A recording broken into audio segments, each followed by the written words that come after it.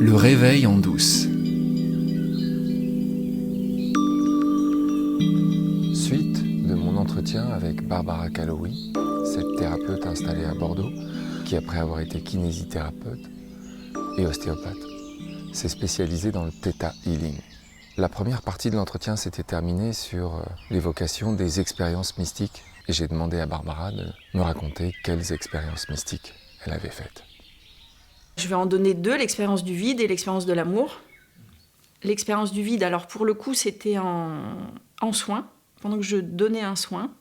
Et comme j'étais justement chez les bouddhistes, je donnais un soin, j'étais observateur, et en plus, je récitais le mantra du Bouddha de médecine.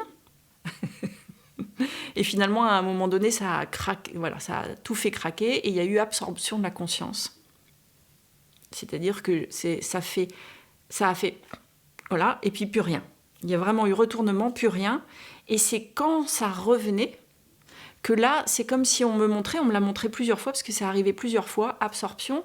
Et l'absorption a été instantanée, mais par contre, le retour, c'est comme ça. Si on me montrait justement à partir du Big Bang, tu parlais de ça tout à l'heure, c'est drôle, parce que c'est du Big Bang, les multivers, notre univers, notre système solaire, et après, comment on imprime ce corps de souffrance. Donc en fait, pour vivre sur Gaïa, il y a une matrice commune. Paf, les arbres ont cette tronche-là, un chien c'est ça, tu vois, parce qu'il faut bien qu'on se parle et qu'on sache à quoi ça c'est une table, ok, on a un vocabulaire commun. Et puis après, il y a tout le lot de croyances de l'humanité, donc des êtres humains. Ensuite, il y a tout le lot de croyances du transgénérationnel. Je suis une femme, je suis un homme.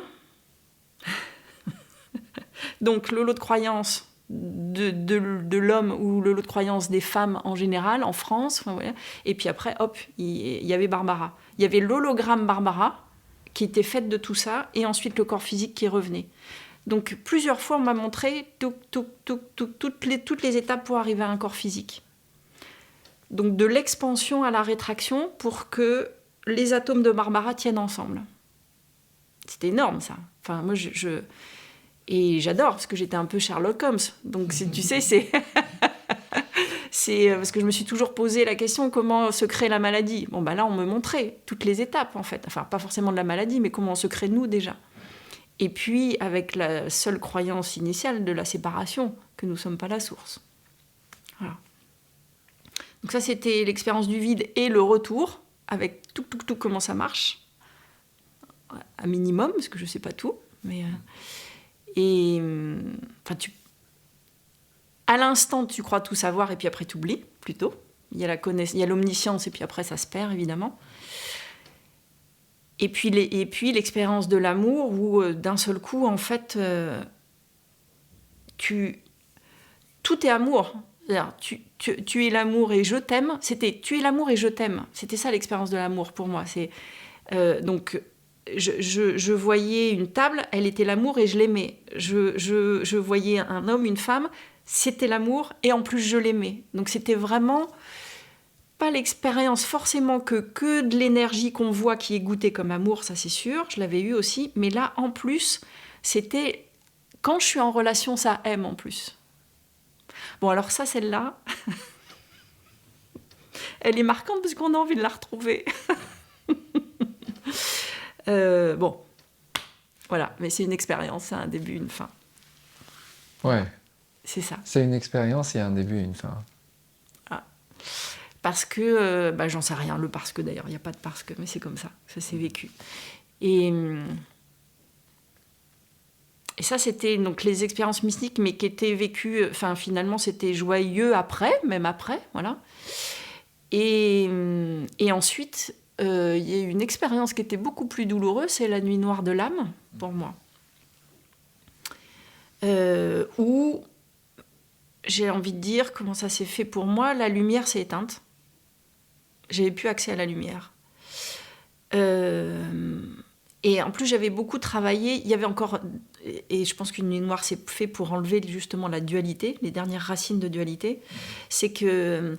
j'étais accompagnée, c'était Amma qui m'accompagnait de loin ou de près, c'était Jésus qui m'accompagnait, l'énergie de Jésus, c'était vraiment mon pote, donc je l'appelais pour faire les soins, etc., ou pour moi.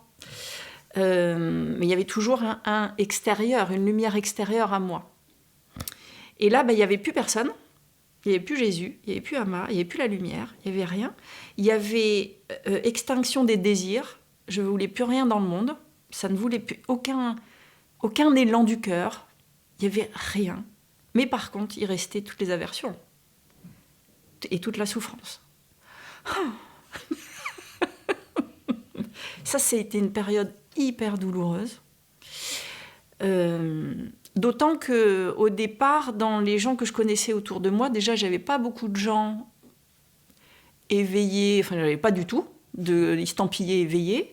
Et puis, j'avais beaucoup de gens qui sont dans l'énergétique ou dans le mystique, etc., et qui étaient aussi dans la dualité. Donc, il y avait un truc qui ne pouvait pas m'aider à cet endroit-là. Et puis, surtout, il y avait beaucoup de jugements en disant « Enfin, Barbara... Barbara quoi ?» Qu'est-ce qui c'est pas moi le problème, il n'y a plus rien. Donc voilà, enfin, j'ai été vraiment dans un grand désespoir parce qu'en plus, avec personne qui pouvait entendre à l'endroit où j'étais. Ça, c'était compliqué, vraiment. Et le temps a passé, 3 ans quand même. 3 ans à être sur le canapé, à rien avoir à faire, à pas avoir la force physique de faire, parce que les surrénales ont cramé, donc c'était aussi une espèce de burn-out spirituel. Le corps pouvait plus du tout avancer. Donc je dormais 18 heures par jour. Donc pas possibilité de travailler, puis de toute façon je pouvais plus travailler, parce que je travaillais toujours avec la lumière, enfin avec l'énergie divine, mais comme il n'y avait plus le moyen de... Bien sûr, aujourd'hui, je sais que j'étais connectée à ça, puisqu'on ne peut être que cela, mais il n'y avait plus le goût de ça, mais le goût de... Je ne sais pas comment faire, en fait. Parce que là, c'est comme s'il restait que le corps de souffrance. La lumière n'était pas accessible, quoi. C'est comme si, à chaque fois. Et en fait, c'est là où j'ai découvert les enseignements de non-dualité grâce aux vidéos YouTube et tout ça. Où vraiment, là, ça a été dans le... Il y a quelque chose qui cherchait à cet endroit-là. Bon, puis ça a cherché, mais il n'y avait pas... Une fois, on m'a dit, oui, c'est une nuit noire de l'âme, faut attendre. Oui, ça fait 3 ans. Oui, mais le temps, je sais que le temps n'existe pas, mais là, le temps, il existe bien. D'autant qu'après, évidemment, ça fait remonter toutes les peurs de comment on va faire, d'argent, évidemment, de manque d'argent, de pas de travail. Enfin, là, il y a vraiment tout le système, en fait, de conditionnement qui remonte avec toutes les peurs, évidemment. Et il y a comme quelque chose qui cherchait en disant, ok, donc c'est pas l'éveil, ce que j'ai vu, en fait, tout ce que j'ai vu, c'est pas l'éveil. Alors, c'est quoi l'éveil ? Ça cherchait toujours, en fait. Jusqu'à ce que j'ai enfin un entretien avec un enseignant français, où il m'a dit, ok, donc vas-y, explique-moi, t'as vécu quoi ? Donc, tac, il m'a fait un entretien de policier, et il m'a dit, ok, donc ça, c'est l'éveil. Je lui ai dit, comment ça, c'est l'éveil ? La merde, là, c'est l'éveil ? Non, c'est pas ça. Et il m'a dit, mais tu as vu que ce que tu es, c'est l'indicible, c'est le vide, c'est cet espace-là, avant la création. Oui, ok. Il n'y a pas de personnage qui fait quoi que ce soit. Ah bah oui, on m'a montré toutes les croyances qui s'accumulaient pour faire un tas d'atomes qu'on croit être Barbara. Ok, donc ça c'est l'éveil, ok. Je lui dis, mais après on fait comment ? Il me dit, déjà, accepte que tu ne cherches pas autre chose. Il n'y aura rien d'autre que le vide. Donc dans ce sens-là, arrête de chercher. Ah, tu vois là, il y a de nouveau une respiration. C'est ok, donc le mental arrête de chercher. Ok, mais du coup, c'est pas l'arrêt de la souffrance, non ? Ah, pas vu comme ça en tout cas. Voilà. Et donc c'est comme si là le puzzle commençait à se mettre en place. En fait, tout ce qui avait été vécu commençait à se rapprocher. C'était un peu plus compréhensible quand même de ce qui était en train de se vivre. Et puis, il y avait quand même des moments vraiment où j'étais absorbée dans le vide. Ça s'absorbait dans le vide, régulièrement. Donc, il y avait aussi quelque chose qui se disait « je ne vais plus être fonctionnelle dans le monde. Comment ça va se passer ?» Parce que c'était que de l'absorption. C'était pas « on retourne pas dans le monde », quoi. Et à un moment donné, je me suis dit « mais c'est bizarre !» parce que je me sentais pas vouée non plus à rentrer dans un monastère ou partir dans une grotte, tu vois, en tant que grande méditante. C'était pas l'aspiration non plus. Donc c'était très bizarre, en fait, le truc. Hein. Et en fait, ça coinçait aussi beaucoup au niveau du libre arbitre, le fameux. Parce qu'effectivement, je voyais que Barbara ne pouvait rien choisir. On est 10% de conscient, 90% d'inconscient. Ok, on ne choisit rien. Mais tout mon chemin, il a été vu que j'avais le choix entre la tête et le cœur quand même. Alors qui le fait ? Moi, je m'en fiche. Mais c'est vécu comme ça. Et donc, si on me disait... Quand on me disait « t'as pas de libre arbitre », moi j'entendais « t'as pas le choix de la tête et du cœur ». Alors que pour moi, c'était pas possible. C'était toujours là pour moi. Tu vois ? Et donc, que ça soit en amont, il n'y a pas de libre arbitre, ou ici, je m'en fiche en fait. Il y a juste un truc où moi je sais que là, je peux écouter soit les pensées idiotes de ma tête, soit l'intelligence de mon cœur, tu vois. Et donc ça me mettait ça me met de l'émotion encore, parce que ça m'a mis vraiment dans une impasse en fait, d'adopter un principe qui n'était pas vécu ici. En tout cas, pas au niveau de la matière. Et pourquoi tu l'aurais adopté, ce principe ? C'était l'éveil. Tu vois, il y avait un truc qui chopait. Ok, l'éveil, il n'y a pas de libre arbitre, donc je chope ça. Puisqu'on m'avait dit que c'était éveillé. Tu vois. Donc évidemment que c'était une accroche. Mais donc tu écoutais quelque chose qui venait de l'extérieur et qui te disait... C'est ça. C'est ça. Et en fait, bon, après, on peut reparler du libre arbitre, mais c'est comment c'est pris dans la tête, en fait. C'est comment c'est compris. Et encore une fois, alors j'ai fait des entretiens, hein, un entretien avec un, bref. Et il y a eu un entretien avec pour le coup, une séance qui a tellement été humiliante, mais je me suis sentie humiliée, c'est une enseignante non-duelle. J'ai vécu cette séance d'accompagnement comme une humiliation, la pire humiliation qui soit, je crois. Affreux, vraiment. Et on termine l'entretien et je lui envoie un texto en disant « J'ai souvent été humiliée dans ma vie, mais là, je crois que c'est la pire humiliation qui soit. » Vraiment, elle était venue me chercher. C'était une séance de couple. Mon ex lui disait « C'est pas mon problème », il est même parti pendant la séance. D'une violence extrême. Et l'enseignante m'a toujours collée au mur. Enfin, c'était en visio, mais c'est l'image. Elle a continué à me coller au mur en disant que c'était de ma faute, tu vois. Et c'est incompréhensible. Enfin, voilà. L'humiliation. Il n'y avait pas plus pire que ça. Et elle me dit, c'est l'amour qui veut ça pour toi. Alors, évidemment, j'étais bien en colère. Oui, comment ça ? Ils font chier ces enseignants qui voient pas leur mental, leur ego travailler. Et d'un seul coup, l'information est arrivée. Ah, ok. Je crois que l'amour est humiliation. C'est mon système. Et là, ça c'est. Mais vraiment, ça, tu vois, j'ai encore la vibration. Du coup, ça s'est déconstruit à l'intérieur. Tout était basé sur l'amour est humiliant, est humiliation. Parce que l'enfance, etc. Enfin voilà, tu vois, évidemment, on peut retourner comment on a été aimé, en fait. Et moi, l'idée qui avait été collée sur amour, c'était humiliation. Et là, à cet endroit-là, enfin, finalement, j'ai eu le goût de l'amour, de notre essence véritable, de ce que c'est vraiment l'amour. Et depuis, ça fait 2 ans que je le sens à chaque instant, vivre en moi. Alors, pas forcément en relation, mais ici... Voilà, ça goûte l'amour, tout le temps. Donc finalement, c'était un cadeau. Voilà. Mais il y avait un truc qui n'était toujours pas là. C'était, comment ça, il n'y a pas de libre arbitre ? Moi, je sais que je peux écouter la voix de ma tête ou la voix de mon cœur. Et j'ai eu un autre entretien avec Della, et là, j'ai envie de la citer, parce que c'est une magnifique femme, qui est vraiment dans tellement une grande compassion. Et qui me dit, mais Barbara, ce sont des croyances. Si tu as envie de croire au libre arbitre, mais crois au libre arbitre. Et là, joie, c'est déployé en moi, disant mais oui, mais merci. Et en fait, du jour au lendemain, je suis sortie de cette nuit noire de l'âme, en fait. Du jour au lendemain, il y a eu du désir de retourner dans le monde, d'aller faire des trucs dans le monde, de reprendre peut-être les accompagnements, les soins. En tout cas, ça y est, ça avait le goût de retourner dans le monde, en fait. Sauf qu'il s'était passé donc de 2017 à 2022, 5 ans.